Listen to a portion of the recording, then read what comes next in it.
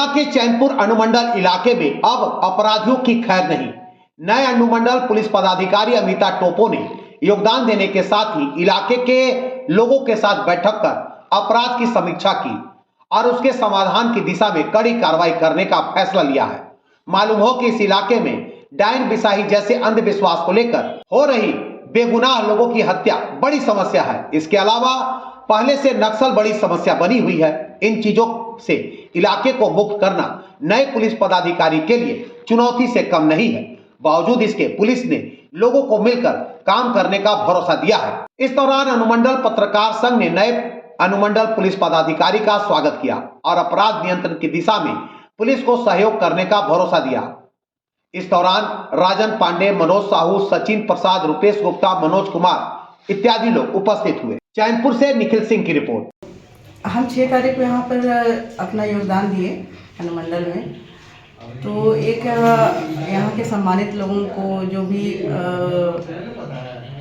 Police को support करते हैं, जो एक्टिव मेंबर्स हैं, उन लोगों के साथ में एक थोड़ा फॉर्मल ही मीटिंग मैंने बुलाया था और जिसमें थाना प्रभारी चैनपुर भी शामिल हुए थे।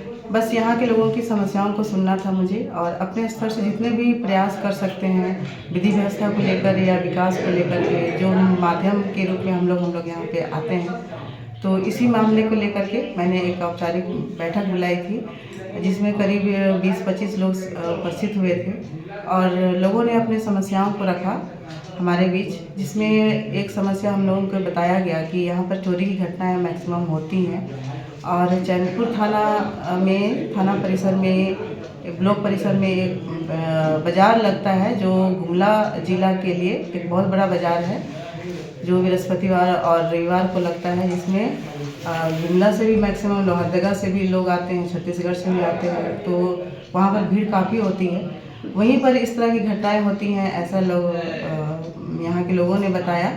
तो इस मामले में थाना प्रभारी के द्वारा भी या हम लोगों के द्वारा एक सजेशन दिया गया या उन लोगों के द्वारा भी प्रस्ताव आया कि आप अगर मान लिया कि यहाँ पर एक शेड बनवा दें गाड़ी रखने के लिए, तो एक भीड़ भी नहीं होगी और ऑटो जहाँ लगती है वो भी, उसकी भी जो समस्या होती है वो भी, उसका भी निराकरण हो सकता है। और जो भी छत्तीसगढ़ से जो आते हैं, जिसमें बताया कि महिलाएं आती हैं, बोलेरो आती, स्कॉर्पियो आती हैं, तो उन लोगों की तो चेकिंग तो हम लोगों यहाँ से थाना प्रभारी द्वारा होता ही है।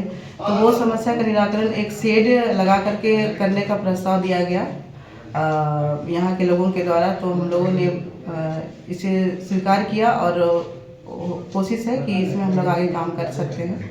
और एक समस्या बताई गई कि जारी जो थाना परिसर है वहाँ पर रोड का थोड़ा सा दिक्कत है, तो वो जारी से ही रोड बन करके आ रही है, लेकिन उसके लिए बताया गया कि जो थाना परिसर है उस रूट से होकर के जो जाना है, तो वहाँ पर थोड़ा सा प्रॉब्लम होती है लोगों को भी। तो उनको बताया गया कि इसको रोड की समस्या को आप अगर अपने स्तर से हम लोग प्रस्ताव देंगे, आप अपने स्तर से बढ़ा सकते हैं, तो ये समस्या भी हम लोगों की दूर हो सकती है, ये बताया गया।